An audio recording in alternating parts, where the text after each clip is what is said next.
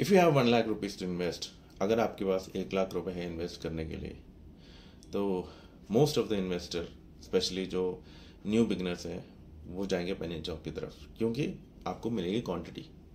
अगर आपको 1 लाख रुपए में 10 रुपए का स्टॉक लोगे तो कितनी ज़्यादा क्वांटिटी मिलेगी। बट उसी 1 लाख रुपए में आप रिलायंस का लेते हो, BEC का स्टॉक लेते हो, MRF का स्टॉक लेते हो, या CDSL का स्टॉक लेते हो, NSE का IPO आने वाला NSE का स्टॉक लेते हो, GRC लेते हो, कोची शिपयार्ड लेते हो, TVS मोटर्स लेते हो। बहुत सारी कंपनीज हैं जो पेनी स्टॉक से हट के अच्छी अच्छी लॉन्ग टर्म की कंपनीज है। जरा एक बात बताना, आप पिछले 10 साल में कोई पेनी स्टॉक है जिसने 20 गुना, 50 गुना या 100 गुना रिटर्न दिया हो? एक बता दो मेरे को। मुश्किल है। शायद हो सकता है जिसने लगाए हो, जिसकी किस्मत बहुत ही अच्छी हो, तो शायद उसके कोई एक दो स्टॉक चल गए हों और जिसने 20 गुना, 30 गुना रिटर्न दिया होगा। तो इतने सालों की हिस्ट्री में मैं कहता हूँ मुश्किल से इक्का दुक्का स्टॉक वो चला होगा। तो अगर आप वो वैसा समझ के लगा रहे हो तो गैम्बलिंग हो गया ना। तो आप तुक्का लगा रहे हो, तो तुक्का तो हमेशा चलता नहीं है। और अगर आप पूरी स्टडी करके चल रहे हो, जो आप स्टॉक में इन्वेस्ट कर रहे हो, अगर आप उसमें ढंग से आपने स्टडी की है उस स्टॉक के बारे में, और मैं कहता हूँ अगर वो सारे जितने, अगर आपके पास 10 स्टॉक्स हैं अच्छी कंपनी के, ठीक है, उनकी वैल्यू बड़ी होगी, 2000 के, 3000 के स्टॉक में 1000 का होगा, 1500 का होगा, डिपेंड कि आप जो भी कंपनी ले रहे हो। जितने मैंने स्टॉक बताए इन सब की वैल्यू ऑलमोस्ट 1000 से 3000 की रेंज की है, या 5000 की रेंज की है। सिर्फ MRF ही ऐसा है जो 1,80,000 या 150 के आसपास, 150 और 180 के बीच के रेंज का है। ठीक है, वो एक एक्सेप्शनल है, क्योंकि इतने सालों में, पिछले 12-13 सालों में MRF ने कभी अपने स्टॉक को स्प्लिट नहीं किया, ना ही कभी अपने स्टॉक को बोनस दिया। तो उस वजह से कंपनी की जो वैल्यू है वो बढ़ती गई। आपको जब भी आप देखोगे MRF का स्टॉक हमेशा 1 लाख रुपए से 1.5 लाख रुपए से ऊपर का ही मिलेगा। बाकी जितनी भी कंपनी है वो अपने स्टॉक्स को स्प्लिट करती है, ताकि मार्केट में लिक्विडिटी बनी रहे, हर कोई रिटेलर, हर कोई इन्वेस्टर उसको खरीद पाए। तो ऐसा नहीं है कि बाकी कंपनीज की उस वैल्यू तक जाती नहीं है, उस वैल्यू तक जाती है, बट कंपनी क्या स्प्लिट कर दी। जैसे BSE का अभी रिसेंटली स्प्लिट हुआ है, बोनस मिला है, ठीक है। तो जिसके पास एक स्टॉक था उसको 3 स्टॉक मिले। अगर आप उसको, और उसकी वैल्यू थी मोटा मोटा शायद 6,500 की वैल्यू थी उस टाइम। अब वो नीचे आके 2500, 2600, 3000 के नीचे नीचे है। अगर वो स्प्लिट नहीं करती तो शायद, अब जब से स्प्लिट हुआ उस तब से BSE का जो स्टॉक की वैल्यू बढ़ी है, तो वो मेरे हिसाब से 10-20% ऐसे ही बढ़ गया स्प्लिट के बाद। अगर वो 10-20% नहीं बढ़ता और स्प्लिट नहीं होता तो 6,000, 6,500 का स्टॉक अभी 7,000 हो गया होता, 8,000 का हो गया होता। तो वो कैलकुलेशन मैं आपको बता रहा था। MRF ने अभी तक अपने बोनस नहीं दिया, स्प्लिट नहीं दिया, इस वजह से MRF की वैल्यू अभी भी उतनी खड़ी है। तो अब मेरा मानना ये है कि अगर आप पेनी स्टॉक में ना लगाएं और अच्छे स्टॉक्स में लगाएं, तो लॉन्ग टर्म में एक अच्छा वेल्थ आप जनरेट कर सकते हैं। आप पेनी स्टॉक पे आप तुक्का लगा रहे हैं, गेस लगा रहे हैं, नहीं चला तो जितने आपने पैसे, आपकी जो हार्ड अर्न मनी है, वो सारा का सारा वेस्ट हो जाएगा, यू लूज। तो और आप स्टॉक मार्केट गाली निकालोगे, भाई ये तो गैम्बलिंग है, आपने किया ही गैम्बलिंग है, तो गैम्बलिंग तो होगा ही ना भाई।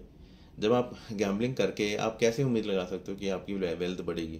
गैम्बलिंग में वेल्थ कभी नहीं बढ़ती। कभी तक आपने आज तक कभी तक सुना है कि गैम्बलिंग में वेल्थ बढ़ती है? कभी नहीं बढ़ती। आज आप जीते हो तो कल 2 बार हारोगे, या 2 बार जीते हो तो 10 बार हारोगे। जितना लगाया वो तो जाएगा जाएगा, और साथ साथ में आप उधार भी लोगे, लोन भी लोगे, और दोस्तों यारों से, रिश्तेदारों से भी लोगे, वो सब भी जाएगा। फिर सब आप हंसेंगे, भैया इसने तो स्टॉक में पैसे लगा दिए, सट्टा लगाया, इसने हार गया। ठीक है, जीतोगे अब तभी जब आप स्ट्रैटेजी के साथ बिल्कुल चलोगे, कैलकुलेट चलोगे। जिस कंपनी में आप इन्वेस्ट कर रहे हो उसकी रिसर्च करोगे, उसकी इन डेप्थ तक बैलेंस शीट जाके चेक करोगे, कंपनी के पास कंपनी का year on year sales growth क्या है, quarter on quarter sales growth क्या है, उसका प्रॉफिट क्या है quarter on quarter, year on year, तो किस परसेंटेज के हिसाब से चल रहा है, पिछले 3-4-5 साल का जो भी रिटर्न कंपनी ने दिया है, उससे एक आप प्रिडिक्शन लगाओगे, हाँ आगे वाले आने वाले 3-4 साल में या 5 साल में जितना आप इन्वेस्टर रहना चाहते हो उतने सालों में इसका एक एवरेज कितना बढ़ेगा। अगर उस कंपनी की profit same amount of percentage से बढ़ रहा है, एक अच्छा, लाइक 12-13%, 15%, 20%, 25%, जिस भी रेंज से बढ़ रहा है, अगर वो कंसिस्टेंस रहेगा तो उसकी स्टॉक वैल्यू बढ़ेगी। अब आपने पेनी स्टॉक में लगा दिया, वो तो डूब गई, तो आपके लिए तो सट्टा हो गया, स्टॉक मार्केट सट्टा है, बट आपने सट्टा लगाया इसलिए आपके लिए सट्टा था। बट आप कैलकुलेटिव कंपनी को समझ कर लगाओगे, कभी सट्टा नहीं होगा। अब मैं कहता हूँ, आपने 1 लाख रुपए में आपने 10 रुपए के स्टॉक खरीद लिए, कितनी ज़्यादा क्वांटिटी मिल गई, बट डूबे तो आपके 1 लाख पूरे डूब गए ना। अगर वहीं आपने समझ लो रिलायंस का ले लिया या CDSL ले लिया, BSE के स्टॉक्स ले लिए, ये सब लाइफ लॉन्ग रनिंग कंपनीज है। इनका मार्केट कैप इतना ज़्यादा है कि जो ये मैनिपुलेट नहीं हो सकता, इसको मैनिपुलेट करना बहुत मुश्किल है। अगर अब देखो ये फॉल आया है, जो रिलायंस है कितना गिरा है, 10-15% गिरा है। तो आपका अगर 1 लाख रुपए आपने रिलायंस में इन्वेस्ट किया होता, इतने बड़े फॉल में आपका कितना गिरता, 15%, 20%, 10-20 हज़ार ही जाता ना। अब वो वापस पूरा रिकवर करके अब जैसे मार्केट यू टर्न ले रही है, तो आपने अगर 1 लाख रुपए 8 महीने पहले लगाए थे, वो ब्रेक इवन पे आ चुका है अभी। और अगर आपने उस 1 लाख में और ऐड किए होते जब मार्केट क्रैश हुआ था, जो बॉटम लगा था 2 महीने पहले, 1.5 महीने पहले, अगर उसमें और इन्वेस्ट किए होते तो अब तो आप 101%, 10-20% प्रॉफिट में होते। जो मेरा पोर्टफोलियो अभी मोटा मोटा 10-11% प्रॉफिट पे चला, क्योंकि मैंने गिरावट में पैसा लगाया।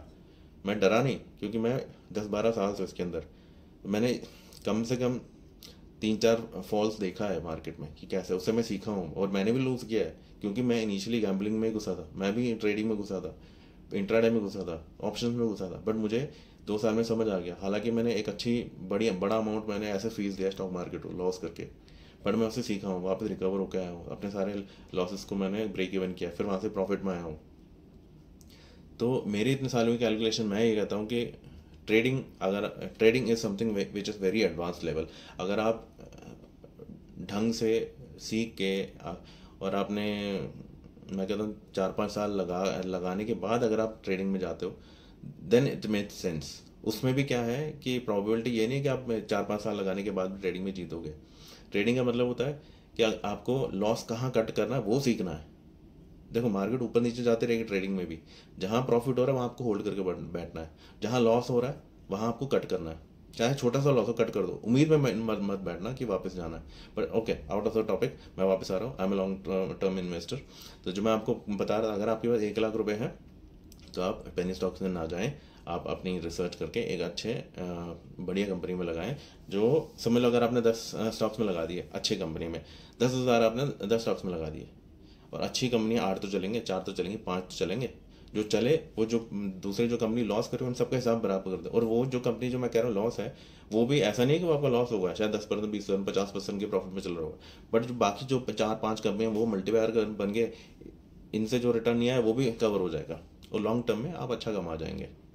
तो मेरा इन शॉर्ट एक समरी में बताना चाहूँगा, अगर आपके पास 1 लाख रुपए हैं तो सोच समझ के अच्छी बढ़िया स्टॉक में लगाना, ठीक है, जो आपको आगे वेल्थ बना के दे। क्योंकि ये आपकी हार्ड अर्न मनी है। आप सुबह से लेकर 9 to 5 काम करते हो, या नाइट शिफ्ट करते हो, या कॉर्पोरेट में क्या होता है 2 डे 2 नाइट 2 आफ्टरनून 2 इवनिंग, ऐसे उल्टे पुल्टे शिफ्ट्स होते हैं। आप अपनी पूरी लाइफ, पूरा दिन बर्बाद करो। जो पैसा कमा रहे हो आपने एक छोटे लालच के लिए, छोटा लालच नहीं करना, छोटे लालच के लिए आपने लगा दिया, और वो एक ही रात में, एक ही दिन में चला जाएगा, या कुछ घंटों में चला जाएगा। क्या फ़ायदा? मतलब आपने जो मेहनत की है वो तो वेस्ट होगी ना सारी की सारी।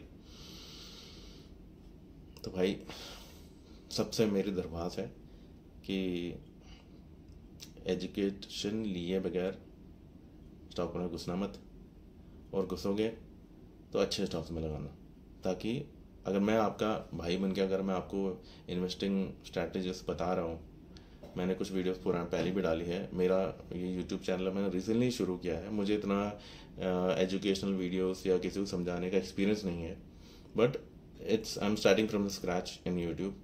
तो कृपया मुझे सबका प्यार दीजिए, और मैं टाइम टू टाइम आता मैं भी कहीं जॉब करता हूँ, तो मैं टाइम टू टाइम जैसे जैसे मुझे टाइम लगेगा मैं वीडियोस बनाऊंगा और आप सबको एजुकेट करता रहूँगा, जो मेरी रिस्पॉन्सिबिलिटी बन चुकी है अब। इसके साथ मैं आपसे सबसे विदा लेता हूँ। थैंक यू, धन्यवाद, शब ख़ैर।